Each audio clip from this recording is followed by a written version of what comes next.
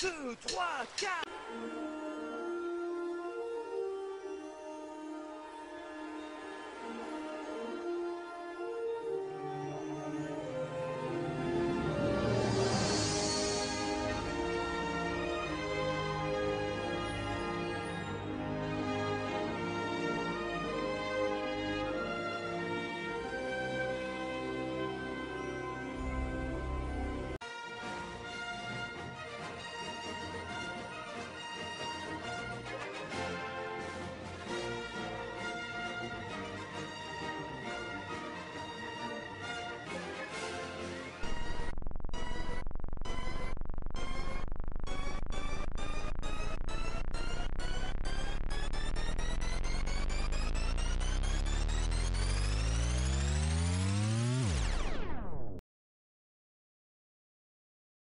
Bonjour ou bonsoir et bienvenue à tous sur mon premier top 10.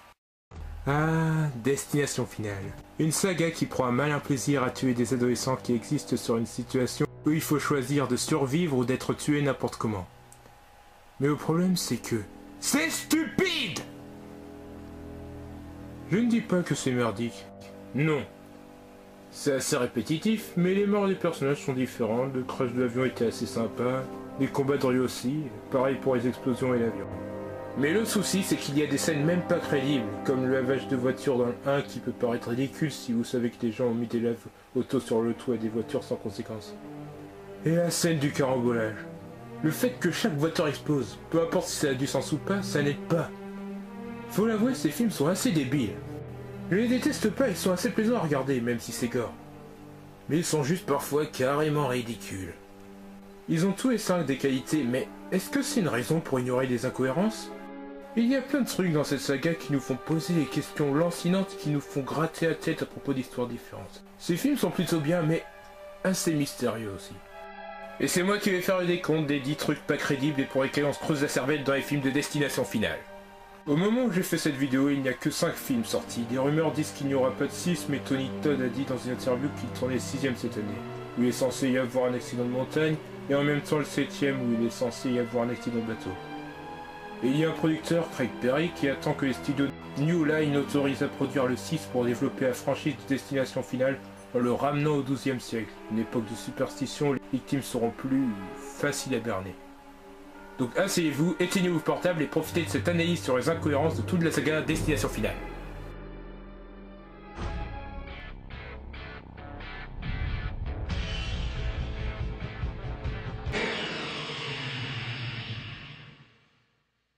Numéro 10. Pourquoi est-ce que les personnages s'embêtent même à se battre autant? À moins qu'ils aient honnêtement pensé qu'ils étaient assez badass pour déjouer la mort, au point qu'ils sont devenus immortels alors qu'ils auraient dû savoir que c'était qu'une question de temps avant qu'ils soient tous morts. Tout le monde meurt, vous savez. Quoi? L'instinct de survie est l'un des plus forts que l'on a. Bien sûr, les gens vont se battre pour leur vie, s'ils ont une chance. En outre, tout le monde meurt, mais beaucoup de ces personnes meurent paisiblement dans leur lit. Juste parce que je sais que je vais mourir un jour, ça veut pas dire que je vais m'asseoir si un bus fonce sur moi ou que ma maison est en feu. Je pense qu'il est voulu et que les gens aient la sensation qu'ils mourraient d'avance. C'est pas comme ça que ça marche, votre tour reviendra quand ça viendra. Et peut-être même que le jour viendra, mais pas vous. Vous pourriez penser que c'est trop court, mais c'est pas le cas. Si vous êtes censé mourir avant 30 ans, c'est le nombre de temps que vous allez vivre. C'est comme les personnes atteintes de maladies terminales, dont beaucoup se rendent compte qu'il n'y a rien qu'ils puissent faire à ce sujet, et acceptent leur sort, ce qui revient au même. Vous savez que vous allez mourir, vous pourrez rien faire à ce sujet, et accepter votre sort est probablement le choix le plus sain. Qui dit que c'est l'horreur? Les protagonistes ont trompé la mort une fois. Pourquoi ils ne recommencent pas? Si la mort veut qu'ils meurent tous d'une façon aussi mauvaise, pourquoi ne pas leur donner une maladie mortelle?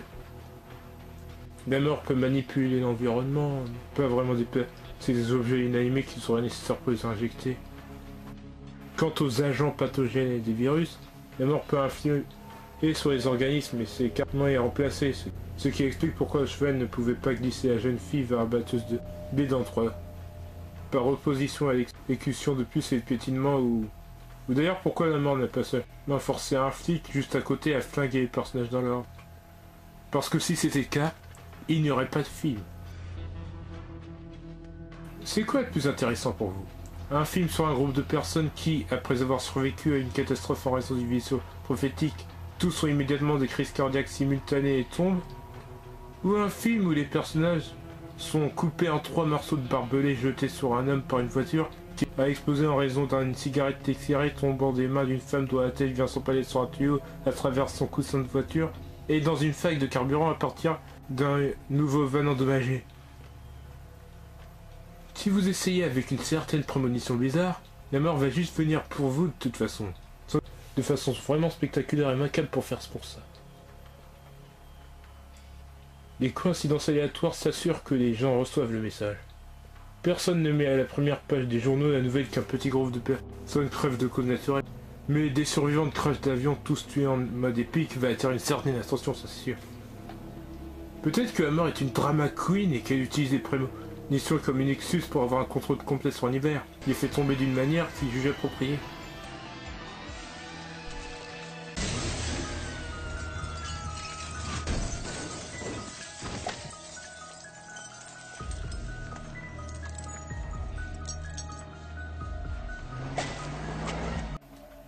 Numéro 9. Pourquoi ces films existent? Sérieusement, sans déconner, pourquoi ils existent? D'un point de vue purement mythologique, l'histoire n'a tout simplement aucune logique. Quelqu'un a une prémonition où un tas de gens, y compris lui-même, vont mourir horriblement dans un accident, sauf certaines personnes et lui-même de l'accident en question, puis se font tous, surtout, tuer un par un dans la série d'accidents bizarres par la grande faucheuse. Soit la grande faucheuse s'ennuie avec la mort normale, et embête celui ou celle qui a une vision, juste pour prouver des décès à la Rube Goldbergienne et faire rire, ou écœurer, soit il n'a aucune idée de l'existence même des visions, et finit par se faire attraper avec sa propre faux jusqu'à son bassin quand les victimes supposées lui sort. De toute façon, à quoi ça sert? C'est parce que l'auteur a été inspiré par l'épisode de la 4ème dimension, sans escale de vie à trépas, le 17ème épisode de la saison 2 pour les intéressés, et voulait développer l'histoire avec un film de plus d'1 heure. Certains dweebs, ou des dorks aux États-Unis, ont évidemment leur propre Death Note et se sont marrés en essayant de voir quels sont les moyens les plus compliqués à l'extrême jusqu'où il peut aller pour tuer quelqu'un. Ça veut dire que certaines personnes ont découvert des moyens d'échapper à la puissance du Death Note, par prévention, ou que ce dweeb est un esprit vraiment malade qui donne aux gens des visions pour leur donner de faux espoirs d'évasion. Autre possibilité, le dweeb, entre guillemets bien sûr, le dweeb en question a eu la note pendant un certain temps et n'a pas eu de raison de poursuivant pour garder les choses intéressantes, de sorte qu'il s'emmerde un peu. Puis un groupe de personnes échappe à la mort à travers des visions, et grâce au dweeb qui a un sens de l'humour vraiment bizarre, l'idée de les prendre un par un de manière aussi créative que possible était trop tentante pour la laisser passer. Parce qu'ils sont marrants? Pas sûr. Certaines personnes voient leur propre mort dans une vision. En l'évitant, ils énervent la mort elle-même, qui se sent obligée de corriger l'ordre des choses. Les décès sont complexes parce que la mort elle-même déteste ceux qui ont échappé à son entreprise, comme on dit dans Destination Finale 3. Ouais, mais vous devez quand même admettre que le concept est un peu stupide. Pourquoi la mort ne les fait pas tous terminal au lieu, car ce serait beaucoup plus simple. Ça conduit à la conclusion que la grande faucheuse est juste une drama queen qui fait sa masse vue et qui veut se mettre en valeur. Non seulement le concept est stupide, mais pourquoi est-ce que la mort est aussi méchante? Elle a existé depuis le commencement de la vie, et donc une durée de vie humaine est inférieure à un clin d'œil. Ne m'obligez pas à commencer sur la théorie que la mort a un plan. C'est juste une fatalité prescrite par une puissance supérieure sadique qu'on ne peut pas combattre qui me dérange plus qu'un film maladroit. Comment je sais tout ça, moi? J'aime bien l'idée, du moment que ce n'était que leur carte marquée et le destin inexorable qui nettoyait les bouts des accidents bizarres. Non pas par méchanceté, mais par les comptabilités cosmiques. Le 3, et le 2 dans une certaine mesure, faisaient plutôt genre « Hey, voyons exactement jusqu'où on peut détériorer ça ». C'était au moins une vraie intrigue et plus une façon de voir combien de façons intéressantes il pourrait tuer des gens. Est-ce que vous pouvez vous imaginer comment les coroners se sont sentis quand ils ont dû écrire « cause de la mort ». Ils sont peut-être passés par plusieurs brouillons qui décrivaient juste des accidents à la Tex Avery. Ouais, le 3 était le meilleur parce que le manque de cohérence dans l'histoire signifiait que ça pourrait juste prendre le concept à son extrême logique et ne pas s'enliser dans la discussion métaphysique inepte. La mort est clairement un grand fan de la mort pour le plaisir, et je respecte ça. Bosser si dur avec les vacances qui se font rares, il mérite un certain plaisir, franchement. J'estime que la mort doit être vraiment dans l'extrême violence et le sadisme comme on en voit dans des films de torture dans l'esprit de Saw. J'en ai assez dit. Mais C'est quoi l'intérêt? Même si vous parvenez à défier la mort une fois, vous devez continuer à le faire encore et encore, comme la fille du 1 le montre dans le 2 en s'enfermant dans un asile. Et c'est quoi le résultat final? Vous allez mourir de toute façon! C'est inévitable, non? Au bout du compte, même si c'est plusieurs années plus tard, les personnages vont mourir. On dirait une perte de temps pour passer toutes ces années enfermés à rien faire. Eh bien, voici la chose. L'intérêt entier des films, c'est que les personnages échappent à une mort cartilagineuse due à un dernier moment de prémonition avant d'être pourchassés par la mort parce que leur suite est bouleversée les livres de la mort. Les prémonitions sont la clé ici. Il n'y a que deux raisons pour que quelqu'un ait une prémonition. La première, c'est qu'ils ont été condamnés à mourir ce jour-là, mais une puissance supérieure veut qu'ils vivent pour une raison quelconque. Ou, la deuxième, les auteurs allaient de leur ironie grecque classique et montraient la futilité de la lutte contre le destin en général avec les tentatives des personnages pour éviter leur perte, soit la chose même qui est la cause. Comme je l'ai déjà dit, ça n'a aucune logique, car c'est évident que la mort elle-même ne paraît pas se rendre compte de l'existence de ces prémonitions et prennent simplement les survivants en dépit d'avoir ruiné son plan de maître. Mais cette explication ne semble pas marcher ni courir non plus, puisqu'il n'y a pas d'ironie dramatique créée en faisant survivre les personnages grâce à une prémonition seulement être pris par quelque chose de complètement différent. Ce serait dramatiquement ironiquement si les personnages avaient survécu à l'accident initial, mais qu'ils étaient décédés d'un accident suivi causé par l'accident initial, ou mourraient à cause d'un truc similaire ou connexe d'une certaine façon à l'accident initial. Ça va aussi à l'encontre de la façon violente dont la mort réclame les survivants, et comment chacun traite leur survie comme étant contre le plan de la mort. Si la mort était celui qui donnait prémonition au personnage, alors pourquoi est-ce qu'il le fait? C'est quoi l'intérêt? Pour les faire crever de façon plus spectaculaire?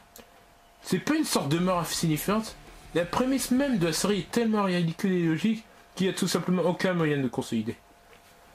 Ça fait à peu près comme ça. Destination Finale 1 parlait de ses enfants qui trichaient avec la mort et à son tour la grande faucheuse qui essayait de les tuer encore parce qu'ils ont triché avec elle. Mais, aussi étrange que cela puisse paraître, ils essayaient de les tuer d'une manière relativement crédible. Comme Todd qui s'est suicidé à cause de ce qu'on appelle la culpabilité du survivant, Terry renversé par un bus et Valérie assassinée par Alex. Même les morts les plus plausibles, celle de Billy décapitée par une barre de fer quand un train passe et Carter frappé par un grand panneau, sont encore peu crédibles. Les suites ont complètement laissé tomber l'aspect pratique des morts des premiers films et tentent de repousser les méthodes d'exécution à leur extrême logique. Vous pouvez vraiment suivre le chemin des choses qui deviennent de plus en plus incroyables dans le deuxième film.